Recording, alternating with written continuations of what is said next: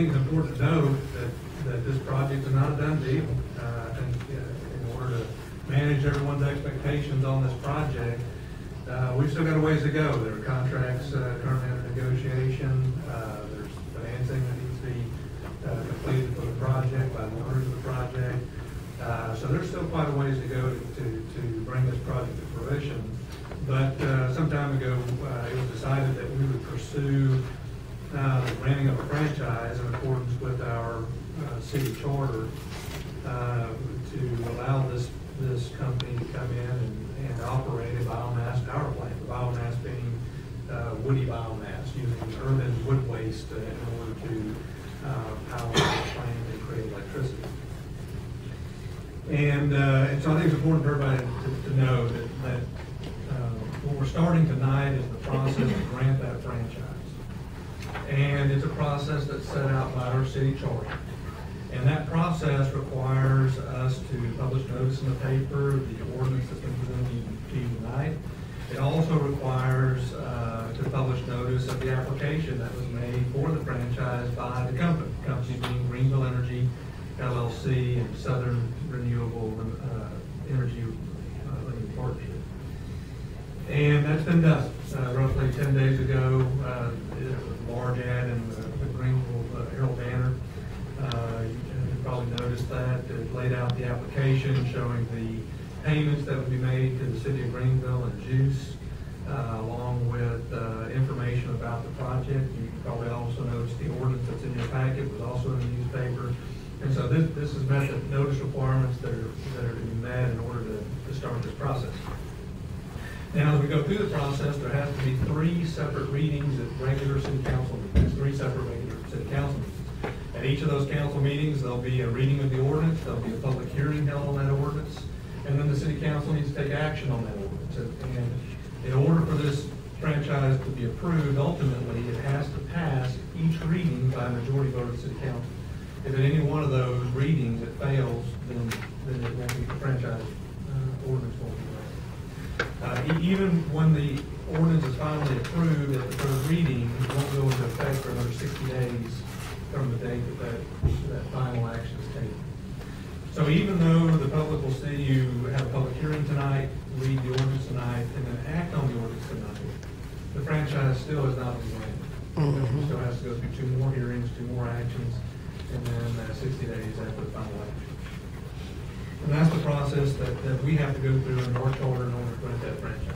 In the meantime, we're still working with the company on a franchise operating agreement, a water agreement in order to sell this company raw water, an interconnection agreement that has to be in place for juice to allow power to be placed on the grid by this company, and also an asset purchase agreement, because part of this project includes taking assets we own and putting those back into use as part of this power plant.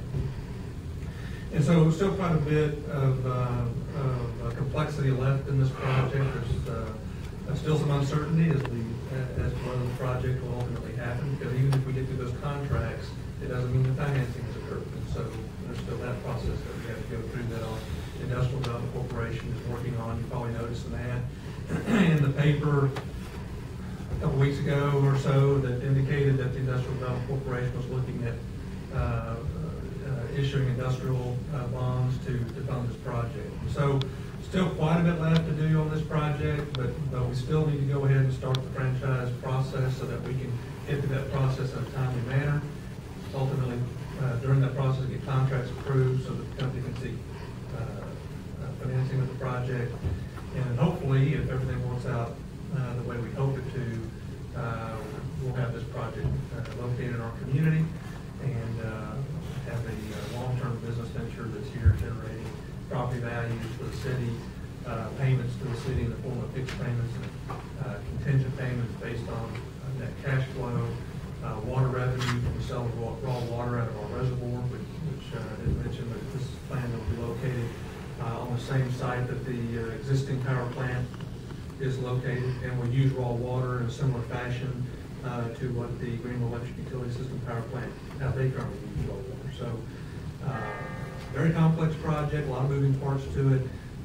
Still a ways to go, but we're at the beginning stages of issuing this franchise for this company. So with that, I think Brent is going to read the ordinance that's presented to you to complete the reading, first reading, and then we'll go to the public hearing and actually, of course, answering questions of the city council, the city council may have, and then go to the consideration of the proposal.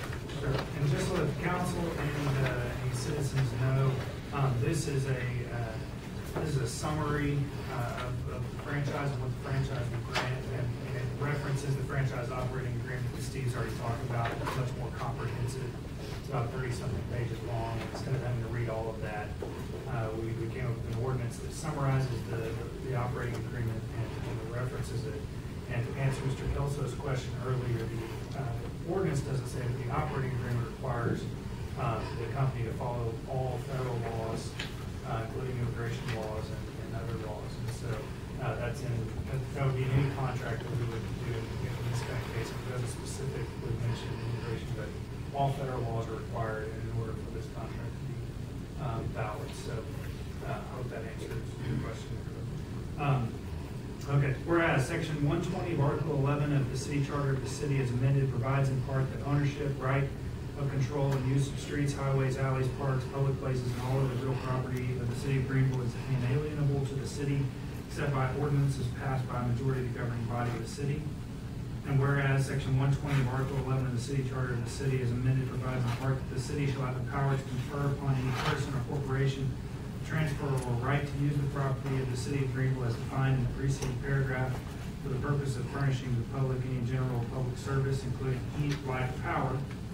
Now therefore be it ordained by the City Council of the City of Greenville, Texas, that an exclusive franchise be and the same is hereby granted to Southern Renewable Energy LP, a Texas Limited Partnership, and Greenville Energy LLC, a Texas Limited Liability Company wholly owned by SRE, collectively known as franchisee, for the right and privilege of fabricating, installing, and operating a biomass fueled boiler, control equipment, and fuel conveyance system on or over real property owned by the City of Greenville, Texas, and managed and controlled by a board of the city known as GEUS, and operating, managing, and controlling existing machinery and equipment for the generation, use, and sale of electric power for a term of 25 years with possible 5-year extensions, subject to each and all of the terms, conditions, and covenants, whether expressed, implied, or embodied by reference, set forth and contained in the franchise operating agreement, which is described in this ordinance as follows.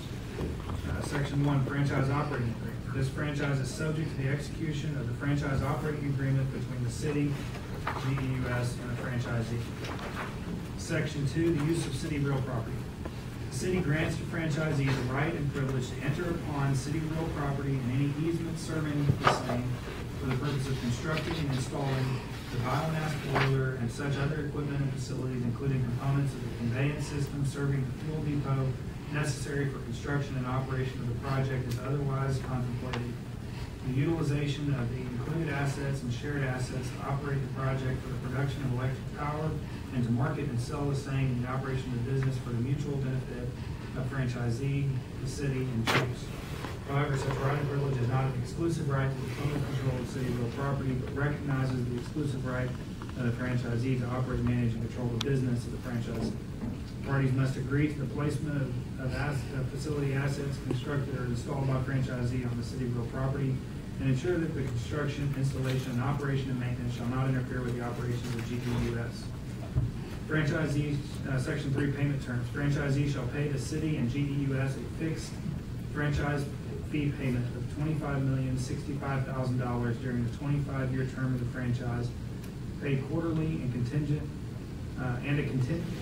paid quarterly, and a contingent franchise fee payment equal to 22.5% of the net cash flow of GE LLC paid annually.